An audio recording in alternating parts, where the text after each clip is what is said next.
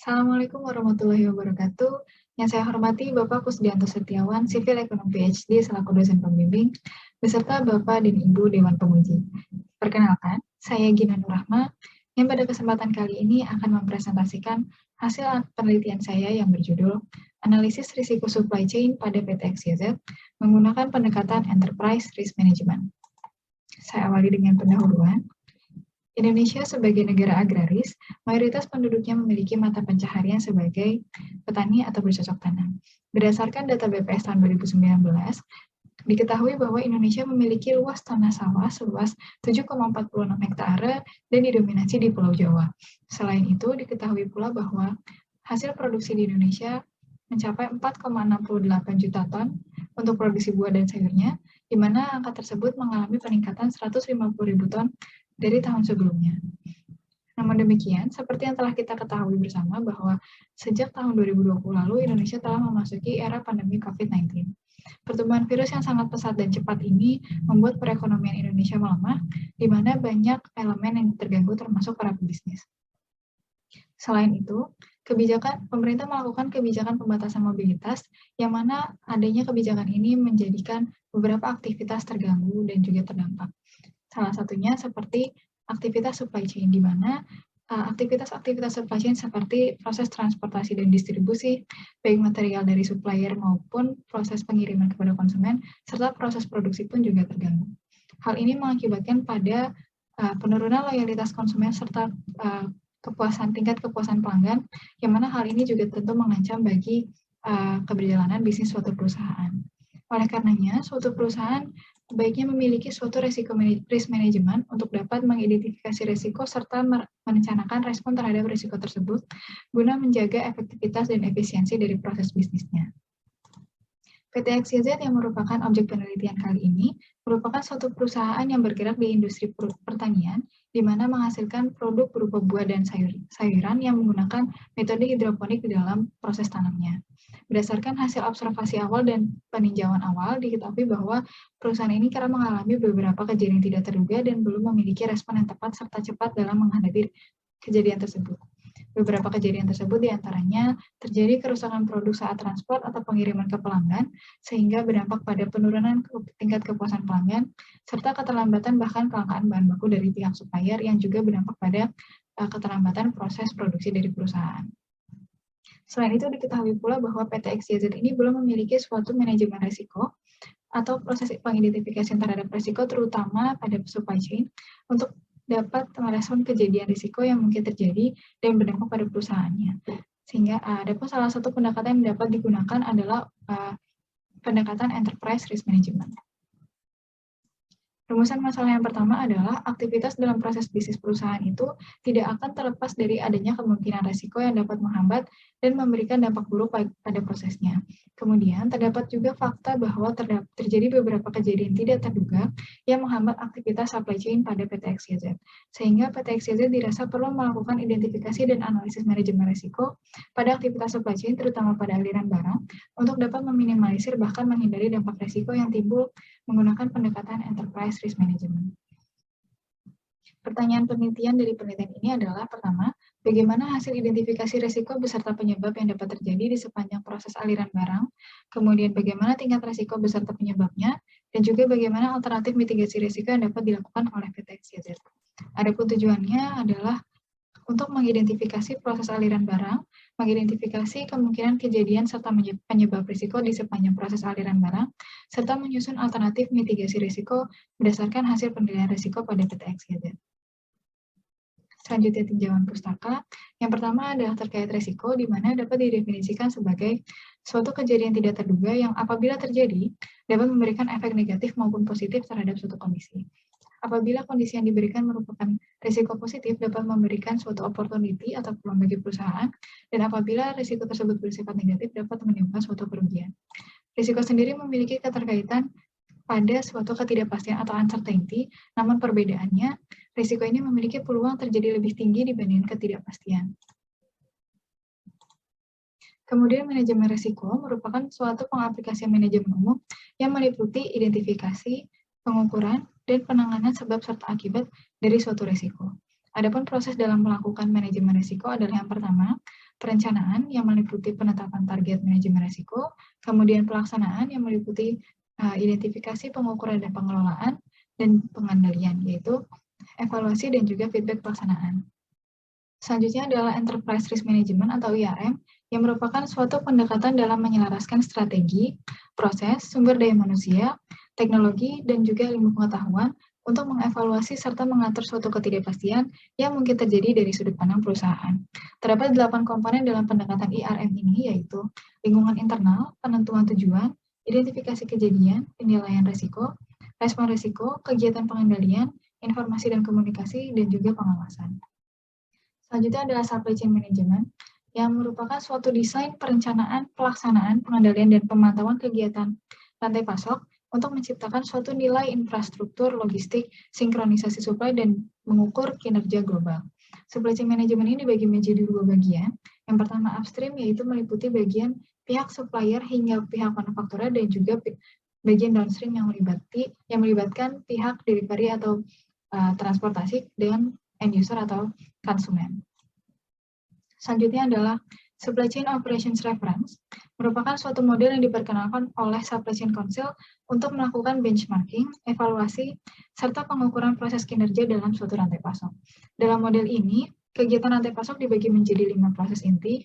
Yang pertama ada plan, source, make, delivery, dan juga return. Kemudian masuk ke metode penelitian, di mana desain penelitian ini adalah deskriptif kuantitatif dengan jenis studi kasus. Kemudian pengumpulan datanya menggunakan metode observasi, wawancara, dan juga kuesioner. Kemudian instrumen penelitiannya menggunakan kuesioner untuk mendapatkan penilaian terhadap tingkat severity pada kejadian risiko, serta penilaian tingkat occurrence pada penyebab risiko. Adapun metode analisis datanya menggunakan pendekatan enterprise risk management, yang mana meliputi 8 komponen yang telah dijabarkan sebelumnya. Kemudian hasil penelitian dan pembahasan. Sebelumnya saya akan memaparkan sedikit terkait proses bisnis dari perusahaan, di mana proses bisnis diawali dengan procurement atau pengadaan pada material-material yang dibutuhkan, untuk kemudian dilakukan proses tanam atau farming. Selanjutnya, setelah tanaman siap dipanen, dilakukan suatu proses quality control untuk kemudian dilakukan penyimpanan dalam gudang atau warehouse. Kemudian, ketika terdapat pemesanan, dilakukan proses pengemasan untuk kemudian didistribusikan kepada customer. Customer dari perusahaan ini terdapat 2, yaitu end user itu sendiri dan juga beberapa retailer. Komponen pertama dari IRM adalah lingkungan internal, di mana perusahaan ini melakukan riset dan pengembangan produk serta pengawasan lapangan secara mandiri, atau dengan kata lain tidak melibatkan vendor, sehingga pengelolaan risiko pada perusahaan merupakan tanggung jawab seluruh pihak dari perusahaan. Namun demikian, secara struktural, akuntabilitas pengelolaan risiko terdapat pada manajer operasional perusahaan yang membawahi beberapa bagian, yaitu PPIC, farming atau dalam proses tanam, pengemasan dan QC, serta delivery. Kemudian komponen kedua adalah penetapan tujuan. Yang pertama, strategik objektif dari perusahaan adalah untuk mengembangkan produk buah dan sayuran dengan beragam varian, namun tetap mempertahankan kualitasnya yang unggul.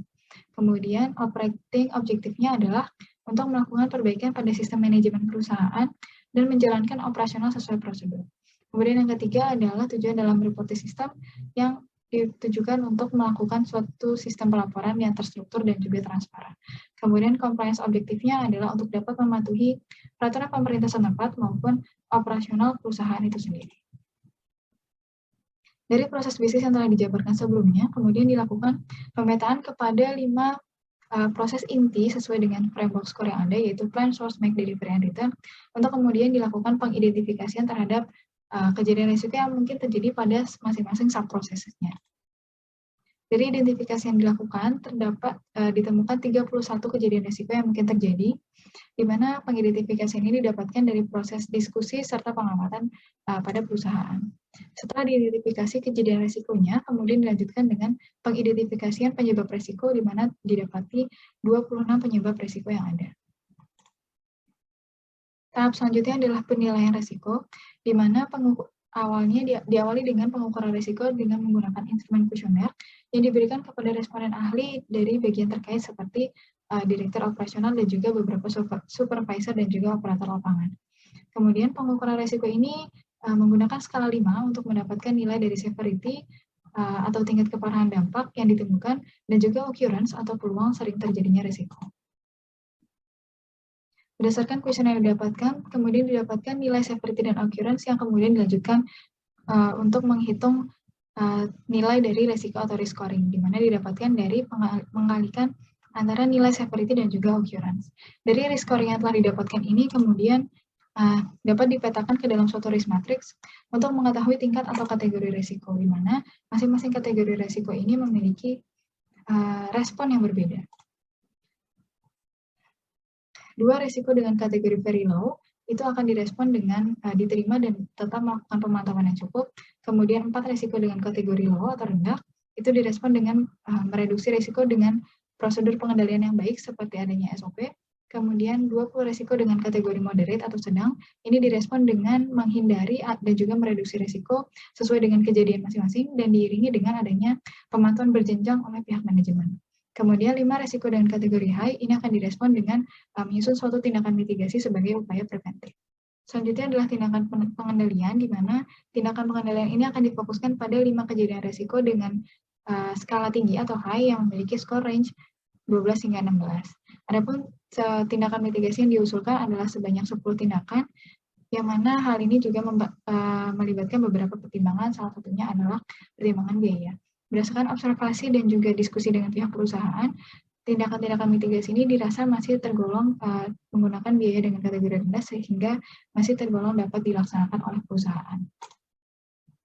Kemudian tahap selanjutnya adalah informasi dan komunikasi, di mana tahapan ini perlu senantiasa dijaga untuk menjamin dan menjaga kelancaran aliran informasi pada perusahaan.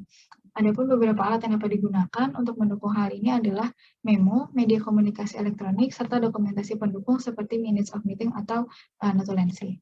Kemudian yang ke-8 adalah pengawasan, di mana tahap ini dilakukan terhadap seluruh aktivitas perusahaan dengan tujuan untuk senantiasa memberikan kesadaran bagi seluruh elemen terkait risiko yang mungkin terjadi serta pengambilan respon yang tepat ketika terjadi sesuatu. Adapun proses pengawasan atau monitoring ini dapat dilakukan secara berjenjang atau dengan kata lain dapat melibatkan beberapa pihak guna menjaga proses pengawasan dan monitoring dapat berjalan dengan baik. Kemudian kesimpulan yang pertama adalah terdapat 31 kejadian risiko yang mungkin terjadi dengan 26 penyebab risiko. Dari hasil penilaian risiko, terdapat 2 risiko dengan skala sangat rendah atau very low, 4 risiko skala rendah, 20 risiko skala sedang, dan 5 risiko skala tinggi. Kemudian yang ketiga, terhadap risiko berskala tinggi diberikan 10 saran tindakan mitigasi yang dapat dilakukan serta dikembangkan oleh perusahaan. Hasil penelitian ini diharapkan dapat digunakan sebagai alternatif strategi manajemen risiko bagi perusahaan dalam menghadapi berbagai risiko yang mungkin muncul. Kemudian, manajemen risiko ini dapat meliputi pengidentifikasian terhadap kejadian beserta penyebabnya, penilaian risiko, dan juga respon risiko. Adapun keterbatasan dalam penelitian ini adalah data pada komponen biaya serta pendapatan perusahaan. Jika adanya data tersebut, dapat mendukung proses analisis terhadap perbandingan antara biaya dan keuntungan secara lebih detail yang dapat diperoleh perusahaan ketika tindakan mitigasi dilakukan. Sehingga bagi penelitian selanjutnya disarankan untuk dapat melakukan analisis perbandingan cost and benefit terhadap pengambilan suatu tindakan mitigasi secara lebih detail bagi perusahaan, yang mana menjadi suatu sudut pandang serta pertimbangan tambahan bagi perusahaan dalam pengambilan keputusan. Kemudian, bagi perusahaan disarankan pula untuk mengelola dan menganalisis manajemen risiko ini secara berkala seiring dengan perkembangan zaman dan juga bisnis perusahaan yang tentunya akan berubah-ubah. Sekian presentasi dari saya, kurang lebih mohon maaf. Wassalamualaikum warahmatullahi wabarakatuh.